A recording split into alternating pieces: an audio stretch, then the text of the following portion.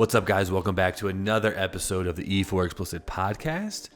For those of you who are listening or watching, this episode is something I've been looking forward to for a while. Greg Kading, the homicide detective that investigated the notorious B.I.G.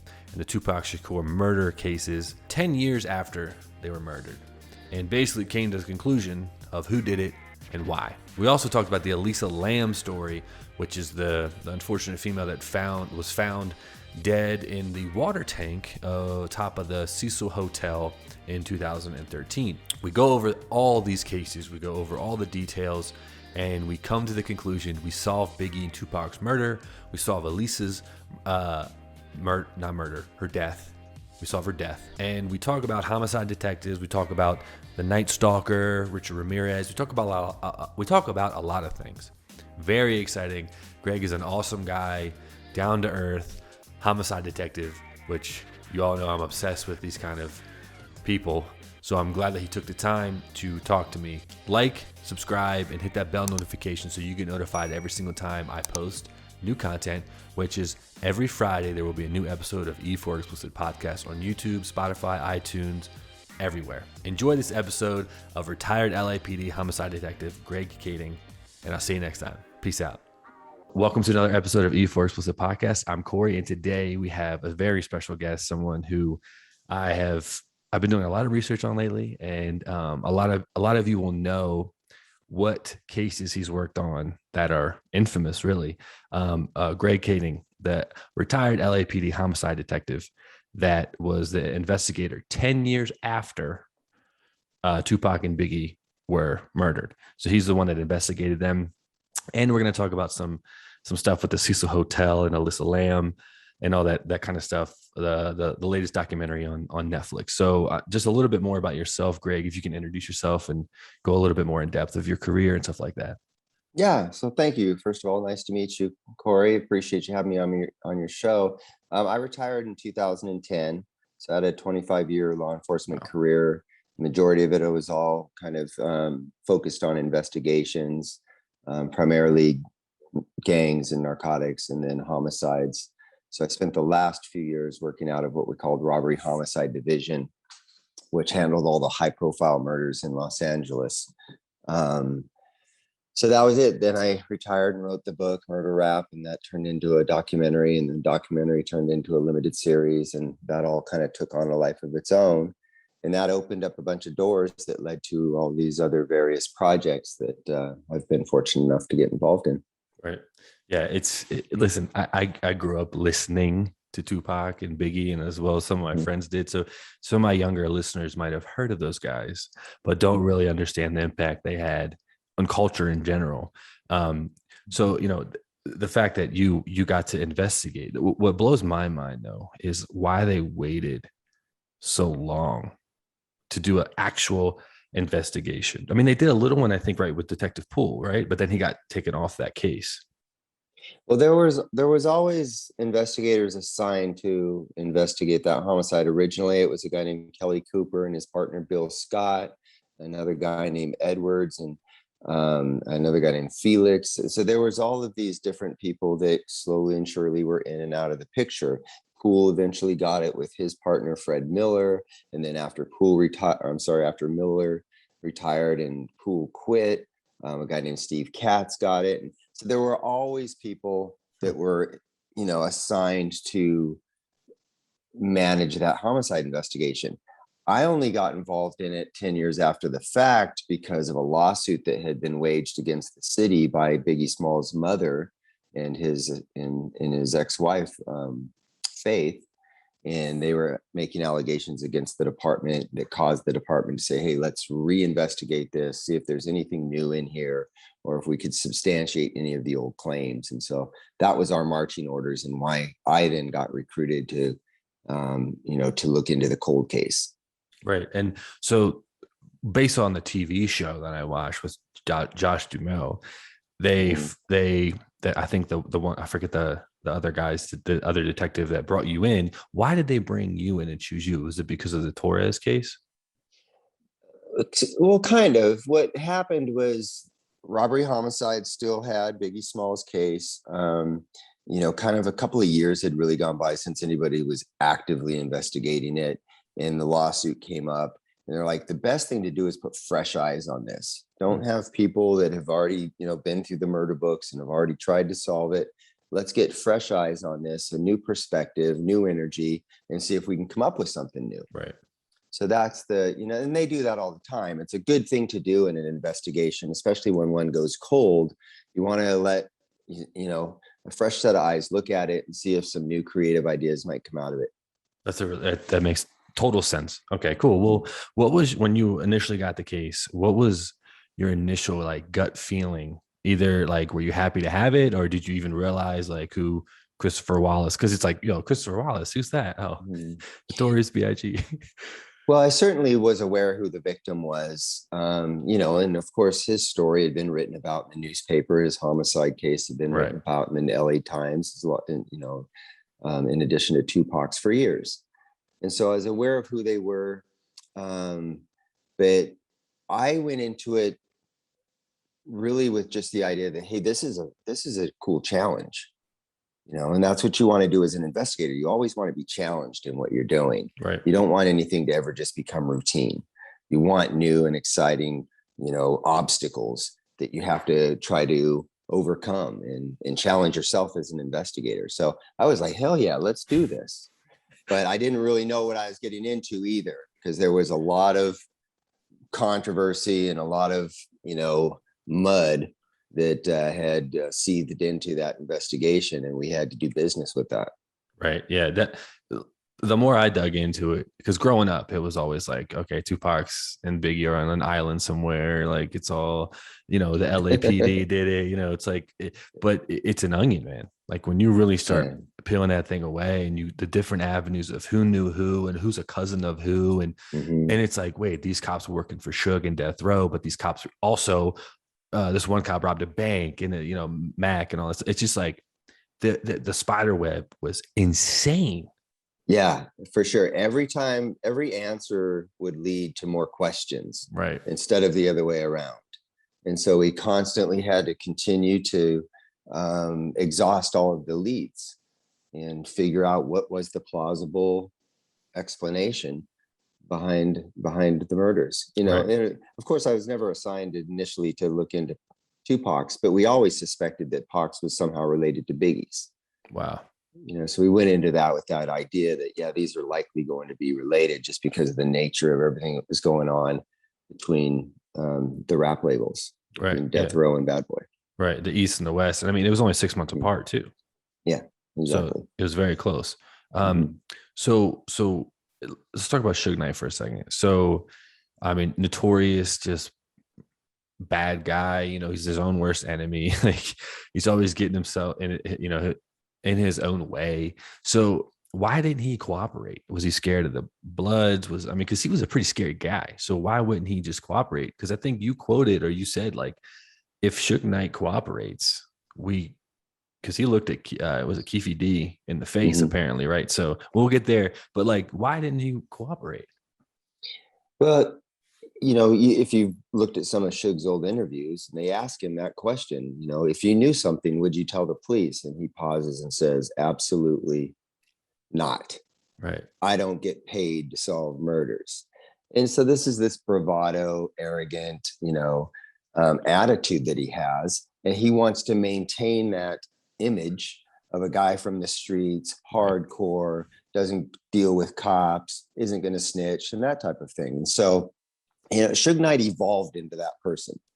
And there's a lot about the evolution of Suge Knight and who he became that is very interesting. He became the character that the newspapers and the media wanted him to be.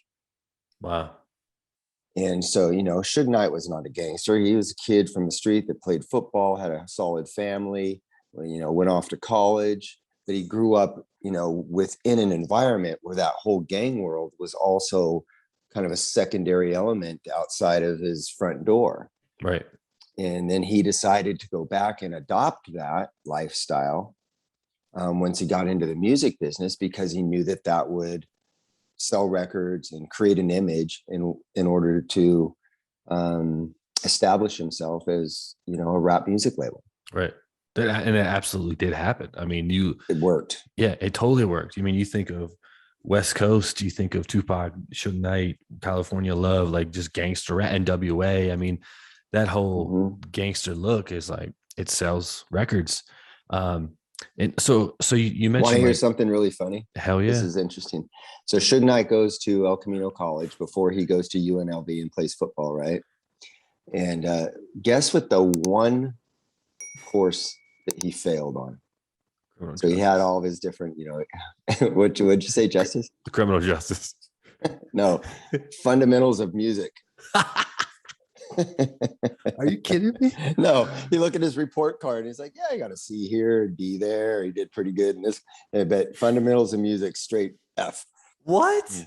Yeah, isn't that weird? That's so weird. The irony, huh? Oh my God. Well, I guess he didn't need it. Jesus. That's Right? crazy, man. Damn. And it's funny because he was college educated. You're right, man. Like when I think about it, he played football, like you said, and came from a probably good family, like you said. And the fact that he just wanted to live that facade of the media built for him, basically. I mean, it was a good business decision, but bad life decision for sure. Yeah, and it wasn't something that just happened overnight. He goes and he has an attempt at getting a professional football career, which was his dream, but he soon came to a realization that wasn't going to happen. And then he starts bodyguarding, and the bodyguarding leads to him, meeting artists. And then he realizes artists are being exploited, and he wants to do something in order to protect these young African-American artists. And so it all evolved kind of slowly and generic and organically. Right. But then, yeah, you're right. Once the money came in, the power and the influence, then he became the Suge Knight that the media and everything perceived him as. Right. Is that his real name? His name's Marion. Oh shit. Marion. But they used to call him Sugar Bear. That was his nickname as a kid, was Sugar Bear. His mom used to call him Sugar Bear. So from that came Suge. Wow. That's crazy. And he got, I think he took the 38-year deal, right? Or something like that. I think it's 28. Yeah. 28. Okay. Yeah. So yeah. Yeah. That case was crazy. The hit running. Wasn't that on like the set of N.W.A, right? It was not far from the set. Right. There was a conflict at the set. He left. Other guys went to meet him.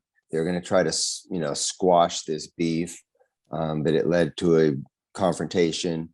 And then, of course, Suge ends up unintentionally running over a friend of his named Terry Carter, and then gets convicted of manslaughter. Oh my gosh, that's crazy. Yeah, it's horrible. It's terrible to watch. That's a tough video to watch, actually. Oh, there's a video of it. Oh yeah. If you Google Suge Knight running over Terry Carter, it's quite wild. It's hard to watch because you see Terry get killed. Wow. And didn't he have he thought he had a gun, but he really had like a radio or something? So he was fighting with another guy named Claybone Sloan. Am I pronouncing that right? Yeah, I think so. Anyways, he was working as an advisor on the set of N.W.A. And Bone does this for a lot of production companies. Anything having to do with gangs, Claybone kind of helps to facilitate some of the shooting locations. So he was actually on the set, and him and Suge got into it at the parking lot of a Tam's Burger in Compton. And you see Bone, firing away at Suge and through the window, and something comes flying out of his waistband, and I'm told it's a radio. Some people thought it was a gun, but I think it was actually a radio. And next thing you know, Terry Carter steps in front of Suge as he's beginning to drive out of the area, and he runs him over. Jesus Christ. Yeah, that's wild, man. That's kind of ironic too, like affiliated with the N.W.A movie, and I don't know, it's just a weird situation. Suge was pissed off because he knew there was going to be a Suge Knight character that was going to be portrayed in that film, and felt like that he had the right to compensation. So he's down there pressing up against the director and asking for compensation. And basically fuck off. Yeah, that's how this works. Right. Yeah, that's crazy, man. Well, okay. So I always thought, since we're on the topic of Suge, Tupac's murder. I've seen the video. I mean, growing up, I've seen the video of them beating down. Was it Orlando Anderson, right? Hmm. Yeah. So like, I always assumed that it was Orlando who actually killed Tupac, but I mean, technically, no one really knows because no one's literally come out and said it, right? Well, no, his cousin, I'm sorry, his uncle, Keefe D, who was DVD. also in the car with Orlando and actually is the one that handed Orlando the gun to shoot Tupac, you know, has come forward on multiple occasions, confessed to his role in the murder, and identifies his nephew as the shooter. So you have an eyewitness, actually a co-conspirator, confessing to who the shooter was. And I think the evidence is all pretty solid that it was Orlando Anderson as opposed to anybody else. Orlando Anderson was running around bragging about it the next day in Compton, taking credit for it. Whoa. And so, I think it's pretty cut and dry about how Tupac was killed and who did it. So then, if he's running around, and even though you didn't back then have the Keefe D telling you it was his cousin, if he's running around Compton telling people he did it, why didn't the LAPD? I mean, was it because the Compton Police Department would, they were going through some stuff, I think, right, with the Rampart and Mac, and why? Well, no, Well, that was later, actually. That came years later.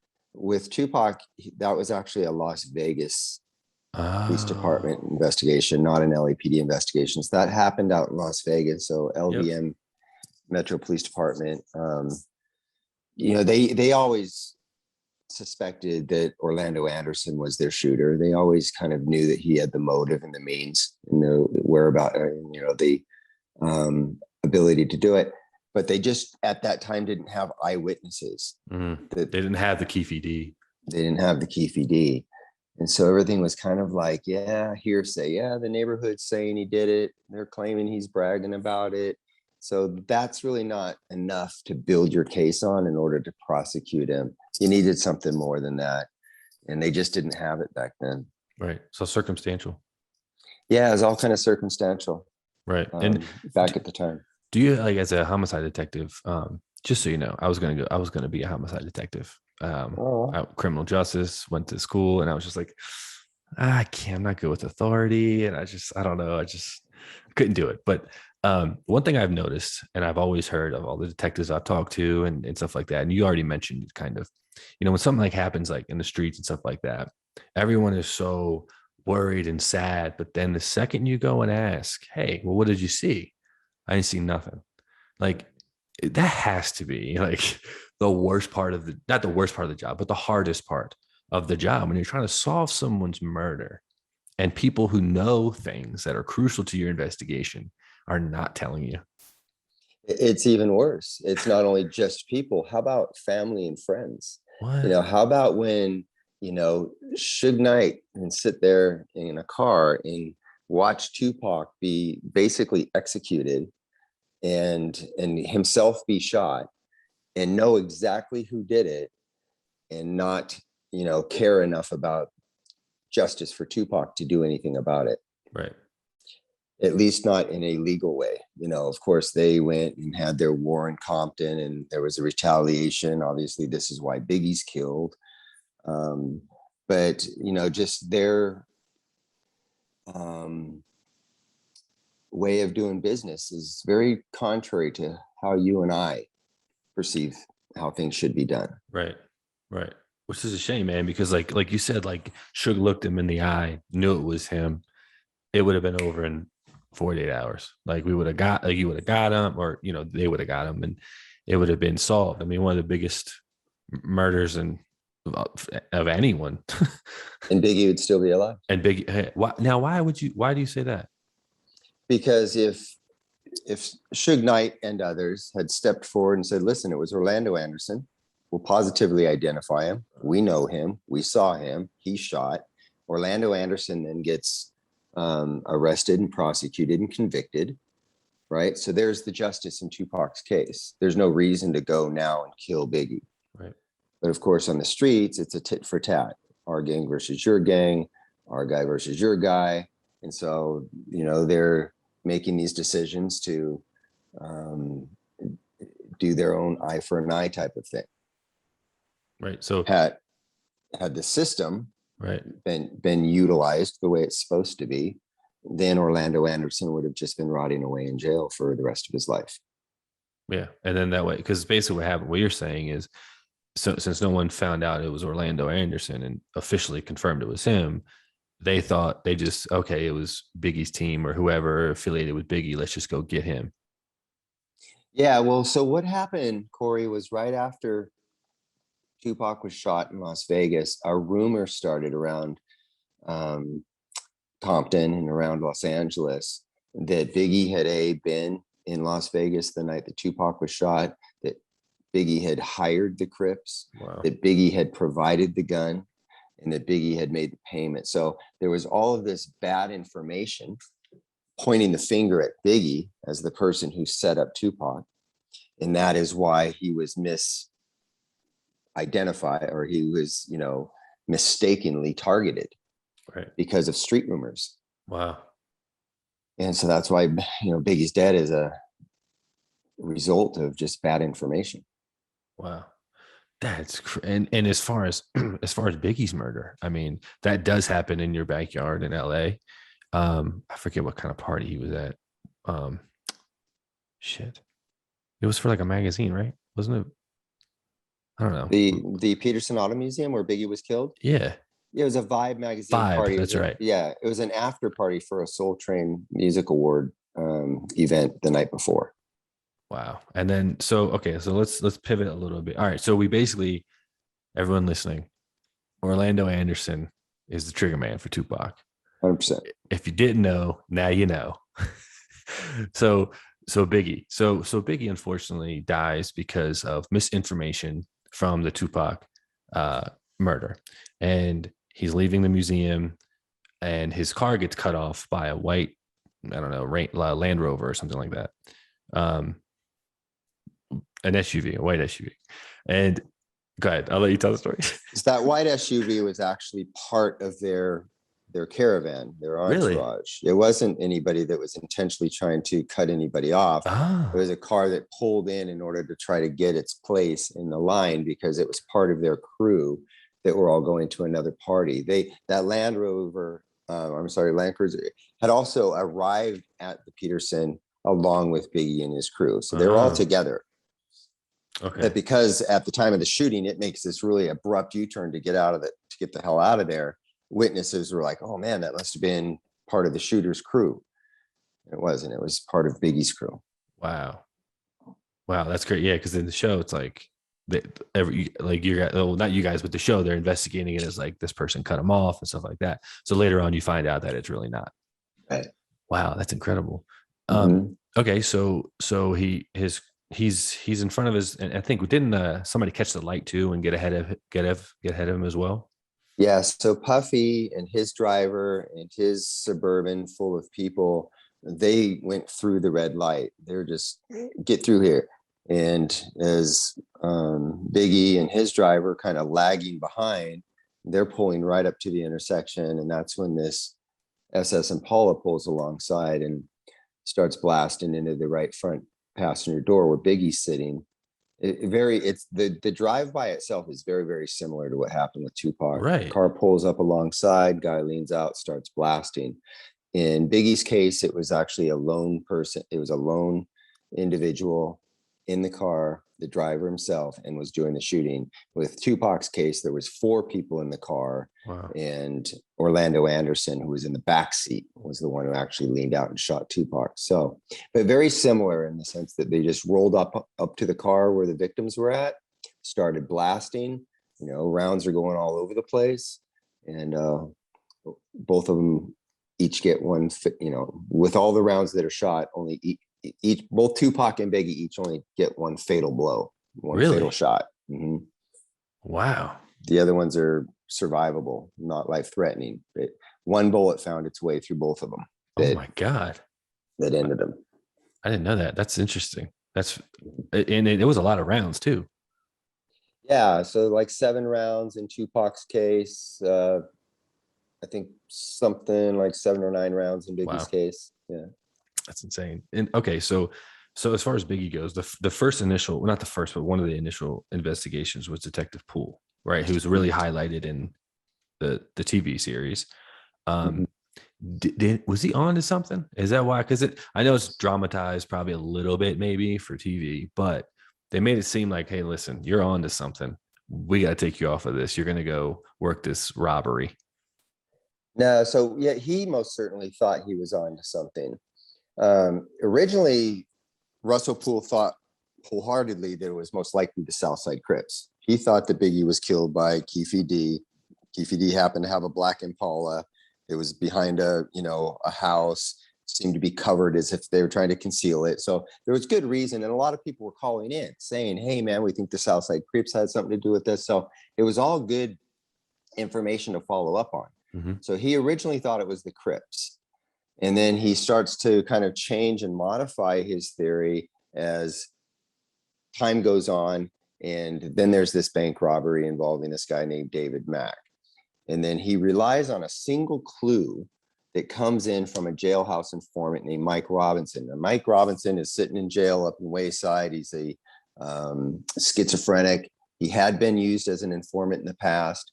Well, Michael Robinson is trying to figure out a way to, get in good graces with law enforcement because he's facing a case. So he provides these details and clues to law enforcement about Biggie that he says he knows. Turns out to all be bullshit. He lies his way through this whole thing, but he does mention one name. He says a guy named Amir did it. Well, he actually says 5 names. He says Ashmere, Abraham, Amir, Kenny, Kiki.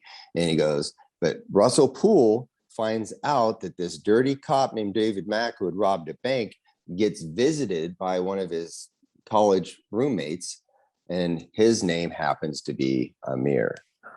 And so he makes this circumstantial connection, and in his mind, all of a sudden, the wheels start to turn. He formulates this theory, and he starts going down this road.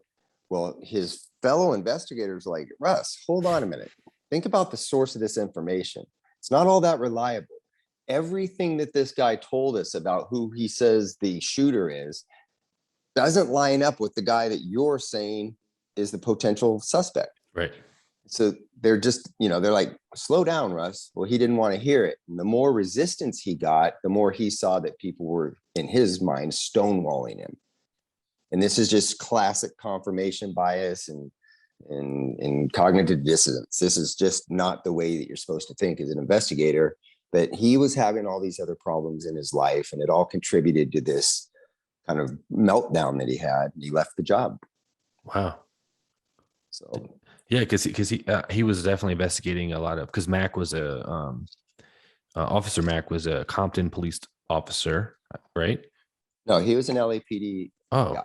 okay. Yeah.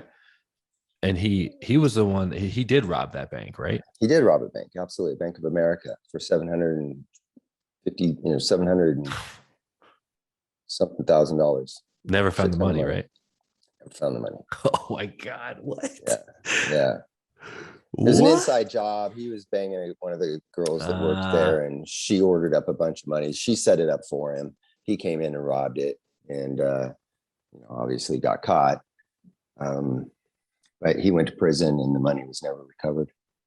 She went to jail, obviously. For a short period of time. She kind of worked herself. She cooperated and identified Mac, and basically confessed to the whole thing. And so she got basically a slap on the wrist compared to what he got. Whoa. He's out now, right? He's been out. Yeah, he's been out for a while. Man, digging up that he has. I mean, who knows? Anyway, I'm not going to put my tinfoil hat on. So, okay. So Detective Poole thought, because he robbed the bank, he was also, wasn't he a security for death row as well? Or he's a part of the Bloods or something? Excuse me. No, never. So that's always been, so this all took on this urban legend. And so over the years, people started to just pack things on, and people coming out of the woodwork and starting to say, well, look at, man, after the bank robbery, there's a photograph of him in an all red suit. Well, he must be a Blood because he dresses like Suge. And so they began to spin this urban legend together and try to you know, um, try to sell this idea. Right. And Russell Poole kind of fell into that trap. Wow, that's crazy. I Mhm. literally thought like, okay, because it kind of makes sense. He's a cop. He robbed a bank, and that would why Russell Poole would think that LAPD might have something to do with Biggie's murder. They're trying to save their own and cover it up, right? Well, yeah, but that's actually counterintuitive. If we're trying to cover up for him, then why are we sending him to prison for 12 years on a bank robbery? Right, right. Right? Yeah. Because if there's any truth to him being involved, he'd just simply sit down with the United States attorney and go, "Hey, I got a deal for you. Yeah, right. Yeah. I'm My out of little here. bank robbery, that's nothing. Let me tell you what I'm doing." Yeah, So right. he would have worked that to his advantage if there were any truth to it. That's true. I didn't even think about that. See, that's why you're a homicide detective and I'm not. So okay, we talked about Keefe D. So we kind of know, well, we know who pulled the trigger with Tupac. Who do you still not know? Because that was really your case, right? Was Biggie. Biggie's. Yeah. So we ultimately end up getting a confessing co-conspirator. She was one of Suge's baby mamas. She was involved in the conspiracy to kill Biggie, and she confessed to her role in that Suge Knight had solicited the murder from jail. He met with her, told her, "Hey, get a hold of my homeboy Poochie, who we knew was a shooter and had done multiple shootings before, and had done work on behalf of Suge Knight like this before." And Suge tells her, "Go get a hold of him, tell him this is what I want done, and set the ball in motion." And that's exactly what happened. So Poochie shows up at the Peterson Auto Museum that night. He's driving a SS Impala. It was one of the death row vehicles that Suge had leased, 2 years prior, a year and a half prior, and pulls up alongside and shoots Biggie. There is probably another person involved, somebody else there that was assisting him. We don't have a positive ID on that person. This female doesn't know who it was. It would have been somebody that Poochie went out and joined forces with. But we do know it was Suge, the female, and Poochie, and potentially one other person in the murder of Biggie. Wow, I did not know that. Mm-hmm. That is so, okay. So he's a real piece of shit then, because he knows exactly who killed Tupac, and then still goes after and does something to Biggie. Exactly. Well, because Whoa. remember, he's thinking that Biggie's behind Oh, Pac's because of the murder. bad information. Mm-hmm. Really? That's fascinating. That's crazy. I would so Suge Knight is now okay. So you have all this evidence. Is the case is still not closed? No, So neither one. He's dead. Orlando Anderson, he dies in 1998. He gets involved in another gang-related shooting. He gets shot and killed. Poochie dies in 2002. He's riding his motorcycle up Central Boulevard, and he was already suspected in other murders, and I think that all caught up with him. Right. The streets caught up with him. So he's driving his motorcycle up the street, and somebody rolls up behind him and shoots him 10 times. So he's dead. So both shooters are dead long before I even get assigned this case. Wow. But as soon as we get these co-conspirators to confess and tell us what happened, you're like, well, we can't raise a dead man from the grave Right. in order to send him to jail. So we're just kind of stuck with it. So you can't close the case. It has to stay open. No, they don't have to stay open, and they can be cleared, officially cleared.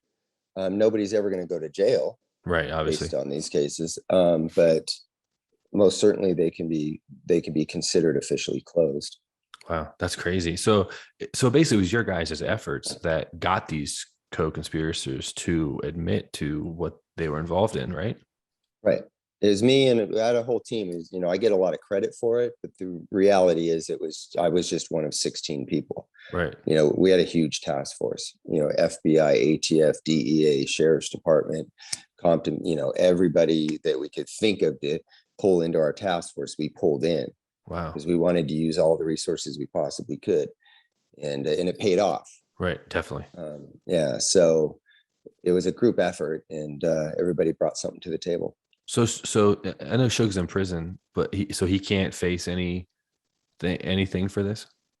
Not really, because what you have is you have this female co-conspirator who confesses, points the finger at Suge. But then now look that what this looks like from a prosecutor standpoint is like, okay, Suge's baby mama is going to take the stand, point the finger at him. She's got this long history of perjury and fraud and all this other white collar crimes. She had Right. like 5 fake IDs. She'd been involved in bankruptcy fraud. She'd been involved in liquor license fraud. And so the minute she gets on the stand, the very first thing is like, don't you lie all the time? Yeah. Yep. And yeah, case is, Yeah. so that's it. Right. Yeah, hard to prosecute somebody based on the testimony of somebody who's consistently lied for years. Right. Do you think that since there won't be any kind of like actual, legal justice, there's already been some sort of street justice, some karma really of those shooters being kind of killed and stuff like that. Pretty much everybody involved in this case on the bad end is dead. Including the victims. Do you think that like the families are like, okay, we know who did it, we believe it, or do they still think, does Faith Evans still think that the LAPD had something to do with this? I don't know what Faith believes and what she thinks. Valletta, I think, has been given so much conflicting information that she probably just doesn't know what is true. Right.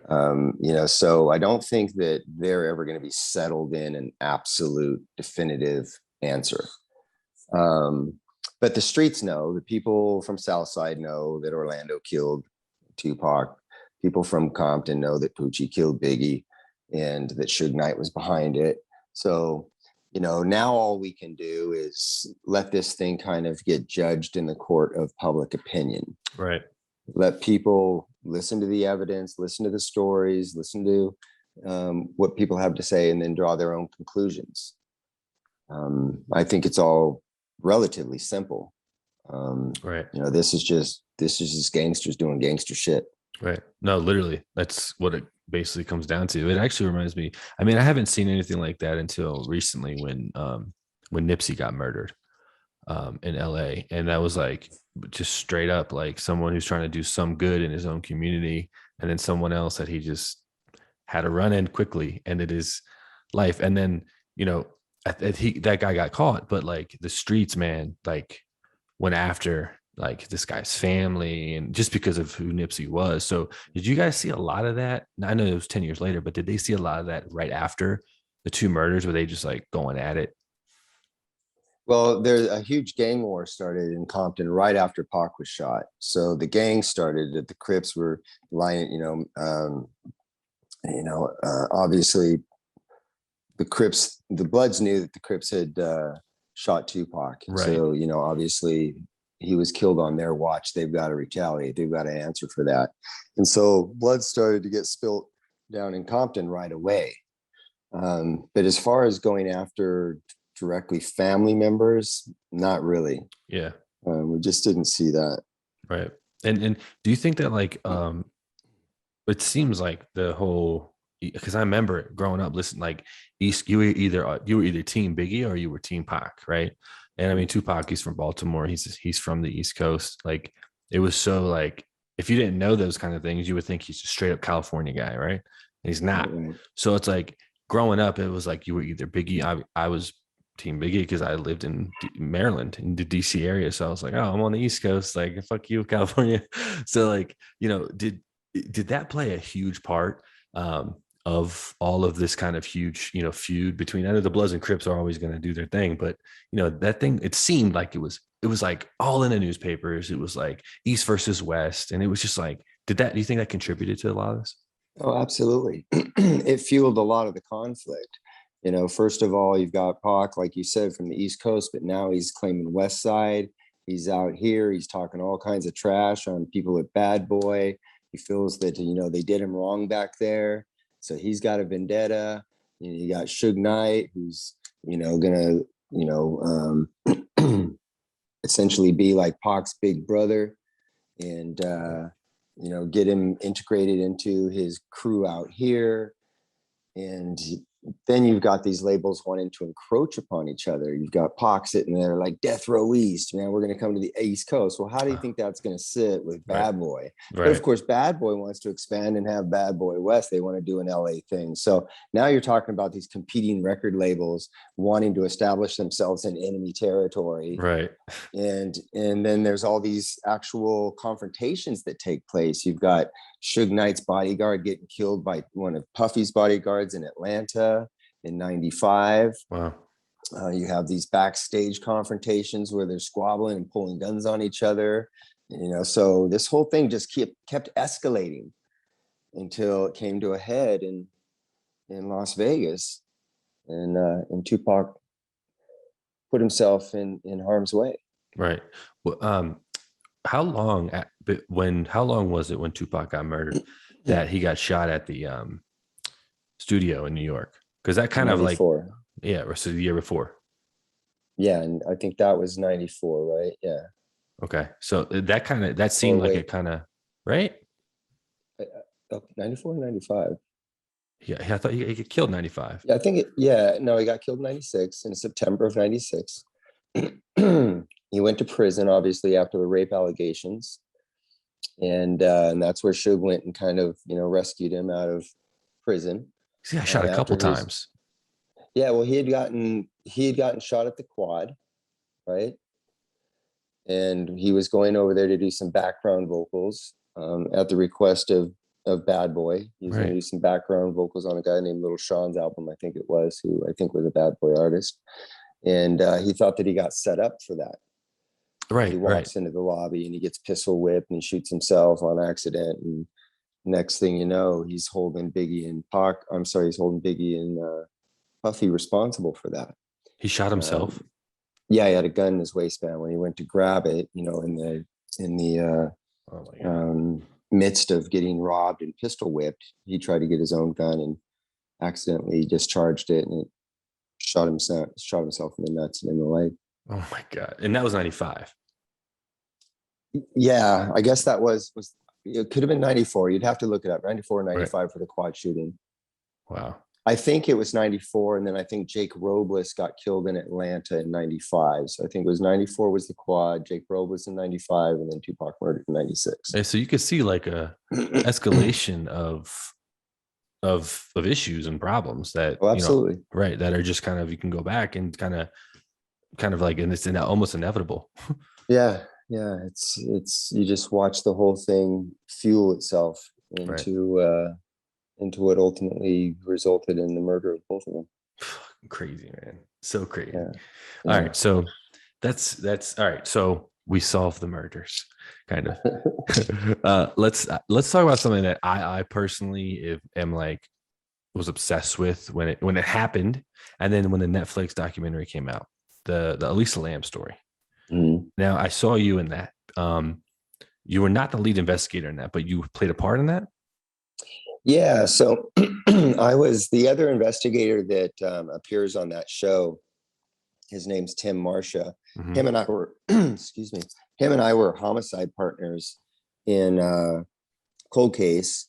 And then he did work he worked on the Elisa Lam. He wasn't the primary investigator, but you've got to understand, at Robbery Homicide Division, we do everything as a team concept. Mm-hmm. So you might have a lead investigator, but you have half a dozen other guys that are all helping you to go out and interview people and chase down leads. Tim was one of those guys that worked on her case. And then when the producers came and wanted to do the show, they just wanted me to explain how protocols work with the LAPD, because I was retired and I can go out and have these conversations with, and if you're on the job, that's going to be a problem for you to go out and talk about these cases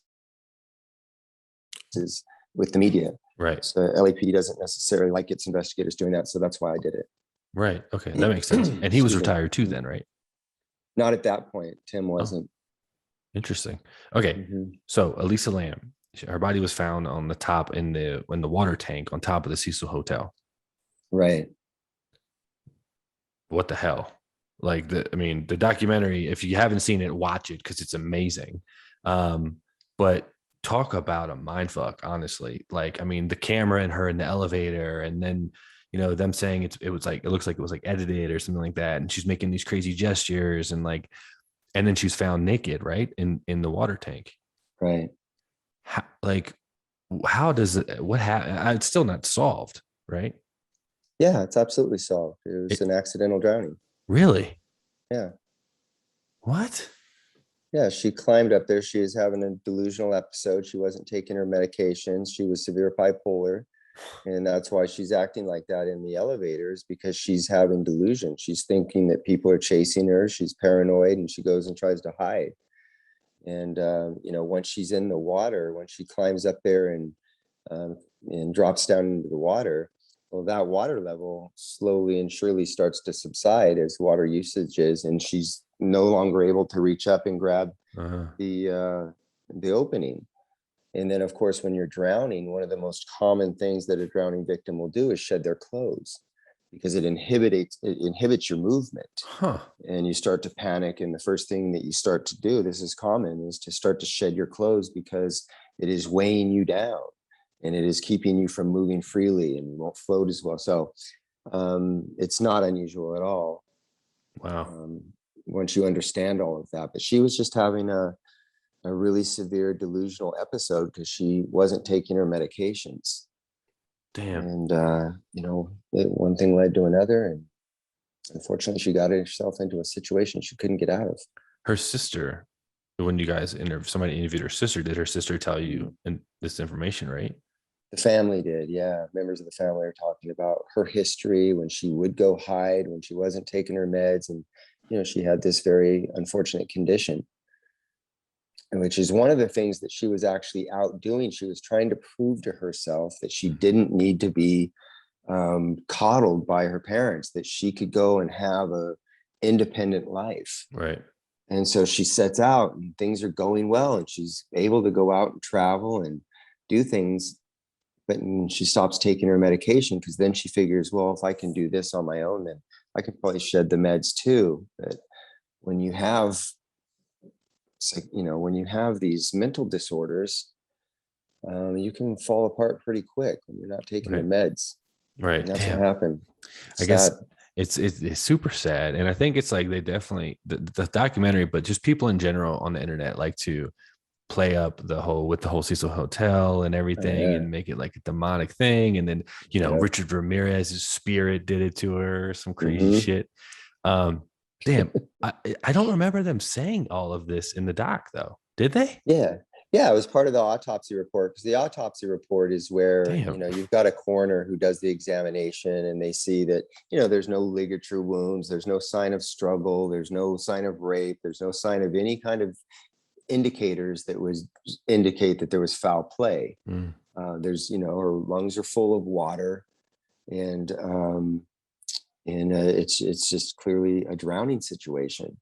And in order for somebody to like pick her up and carry her up those ladders, put her in there, and her not hit her head, or not hit her elbow and scratch, Right. so there's all of these things to kind of support the idea that it's nothing more than just her being her own victim.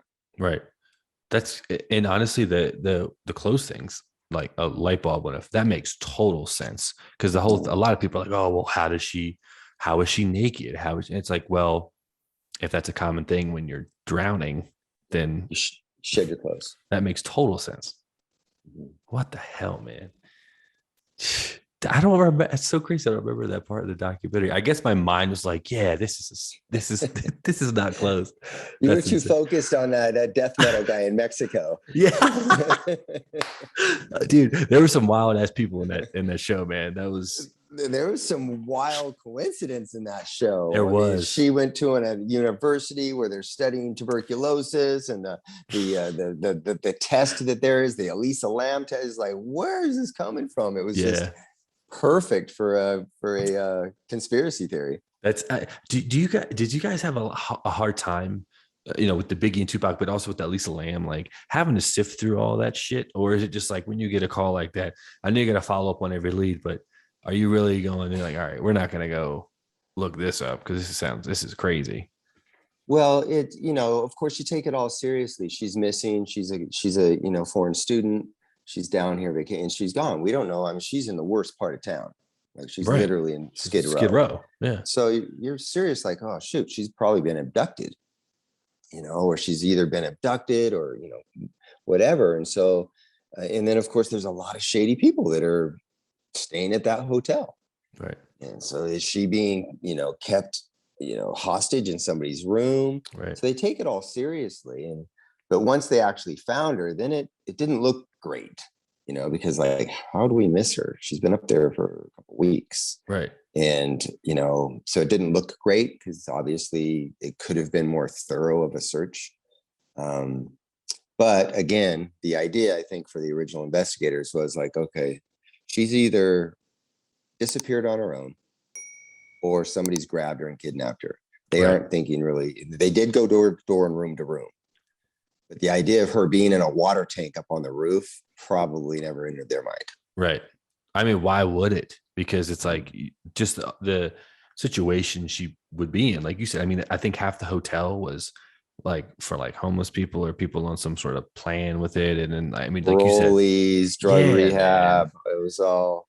So that's where your focus is going to go, obviously, naturally, as an investigator, because that's where bad things typically happen. Right. Wow. That's fucking crazy, man. Yeah.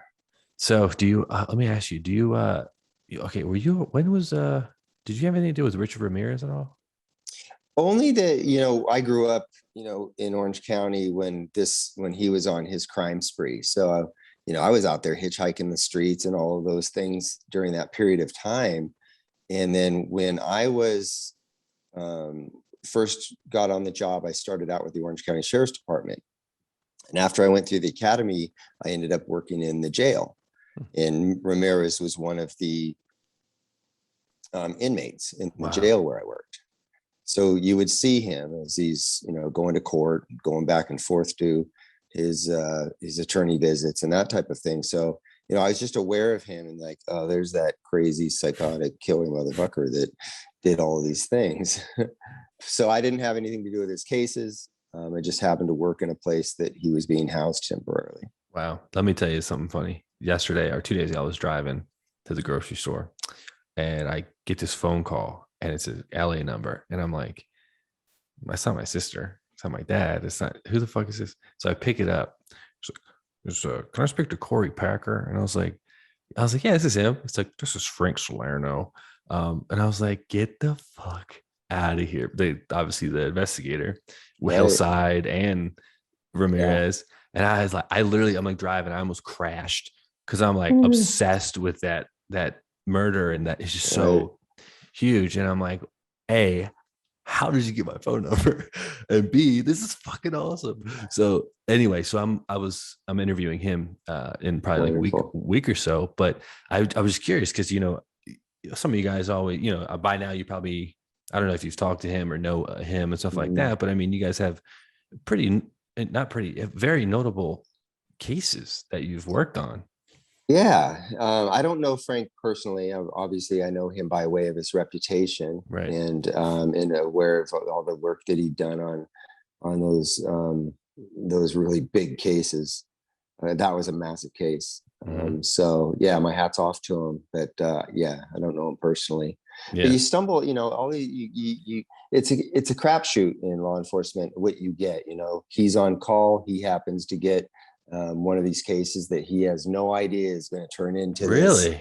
Yeah, well, he wouldn't know. You're just on call at home, eating dinner, and you get a call that says, hey, there's been a murder, you need to come out here and investigate it.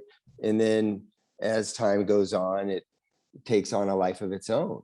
Wow. And so it's just the luck of the draw, really. And so that's just the way this is with these homicide units. Right. You get what you get dealt. Right. And let's say you worked a lot of narcotics and gangs and stuff. So would that be mainly like a lot of gang stuff? Because why would was there like just a normal homicide department, or like what's the difference? So with the sheriff's department, it's a little bit different. They have what's kind of known as a centralized homicide unit. So all their homicide investigators all kind of work out of a central location. Mm-hmm. And then they cover the county. Oh, So there wow. could be a murder out at Catalina Island, which is part of LA County, and those guys have to get on a boat and go over to Oh, Catalina and investigate the crime scene. So wow. they bounce all over the county. LAPD is a little bit different in that we have divisional homicide units. So our city's broken up into all these precincts. Mm-hmm. Used to be there was 18 of them when I was working there. Now I think there's 22 or 23 because they keep subdividing. And each of those precincts has their own homicide units. Oh, okay. All right. And then we have a centralized homicide group, which is called Robbery Homicide Division, that just does the high profile murders in the city of Los Angeles that are going to tax the resources and the demands of the smaller units, where, they can go out and handle, your average gang investigation, Right. gang shooting. But once it becomes a celebrity murder and it's going to take a lot of resources and energy and money, then oftentimes a robbery homicide division will assume investigative responsibility of that case, just because those smaller units aren't equipped with the resources Right. That it would to take. tackle them. Right. Right. That's fascinating. I didn't know that's how it worked. So wait, so Salerno, he was on the sheriff's department? I believe Frank Salerno was with the LA County Sheriff's, I believe. Right. Okay. Yeah, Mhm. him and the other guy, I forget his name, the Spanish dude. Yeah, those two guys are the ones that pretty much tackled that investigation. And it's funny because Right. they, like, at least in the documentary, they made it seem like, because Frank's, he just solved, like, he's famous for solving the Hillside, and he comes in and just is like, let me take over here. And then, but that's fascinating. I didn't know that that's how it's luck of the draw. Like you said, Yeah. at dinner, just eating dinner, and next thing you Yeah. know. He's up. And then of course it's just a what we call a rotation. Wow. And so he'll catch a fresh case, and then now he's back on the bottom of the call out list, and somebody else now is good to the top, and the next murder those guys get. Right. So you don't know what you're going to get until you get it, and sometimes they're just your run of the mill, Right. hey, wife shot husband, Mm-hmm. or it's some crazy thing like the Hillside Strangler, or the Night Stalker. Right. I think it was such a big deal because it's like, it's probably rare for someone to get one of those cases in their career, let alone multiple. Right. Right. Right. Right. Well, that's like my partner, Darren Dupree. When he retires, he's going to be one of the most interesting guys around because he worked, the Biggie and Tupac case with me. Then he ended up with the Grim Sleeper case, right, which is a huge LA. Wow. Yeah, look that up. Okay. He ended up as one of the investigators on that. And then he's continued to go on and have a bunch of other really interesting high profile murder cases. And so he's built up this incredible investigative resume with some pretty notable cases. And Right. again, it's just, you Luck of don't the know draw. you're getting, you don't know what you get until you get it. That's so cool, man. I did not know that. And Mhm. so you guys would get, do you stay on the case until it's solved, or, until you retire? Like, how does that work? So typically, yeah, once you're assigned the case, that's your case. Oh my gosh. But if you transfer out of the unit, or you retire, Mm, or somebody else, or if it goes cold and somebody else just wants to come in and take a look at it, you just because you started with it doesn't mean you always end with it. interesting. That makes sense. That's Yeah, so cool, man. That's awesome. because some of these things don't get solved for Right. years and years, and Right. so people have to move on. What do you think about that DNA stuff, man? What's it called? The blonde chick, I forget, the one that found this guy in San Francisco, um, Oh, the Golden State Killer. Golden State. Yeah, the DNA Yeah, that they do, and that yeah. shit.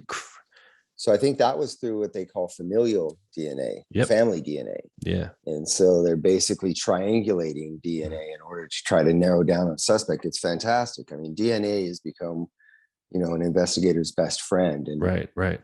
and Yeah. it is, thank God for it. That it's funny. I did an interview with a friend of mine, Anthony Davies, who's a economist. He's from Virginia, but he's like super brainiac.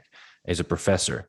And so I was talking to him. I was watching one of my old episodes, and he mentioned Parabon, which is the company he basically started with years ago. That's the company that started that technology. And I'm like, I shoot myself in the foot every time, because now I watch these DNA shows and I'm like, God damn it. Like, if I would have known that was Parabon, the company that, I forget her name, the girl that like does all the DNA stuff. That's the company that they use is Parabon out in Virginia. And Oh it's like, wow. yeah, I mean, it's a small world, but it's Yeah. just that technology is fascinating. They can do that from a piece of DNA and find someone that did something 40 years ago. It's Yeah. so helpful. Exactly. I was thinking about DNA today because I was online. I was on, I think, probably Facebook or something, and I saw somebody post a thread about this LAPD officer named Stephanie Lazarus. Stephanie Lazarus was an LAPD detective who had murdered, um, her boyfriend's ex-girlfriend years and years and years and years and years ago, and it went unsolved. And she actually at one point in time was investigating a murder that she had committed. It's a wild What? story. Yes.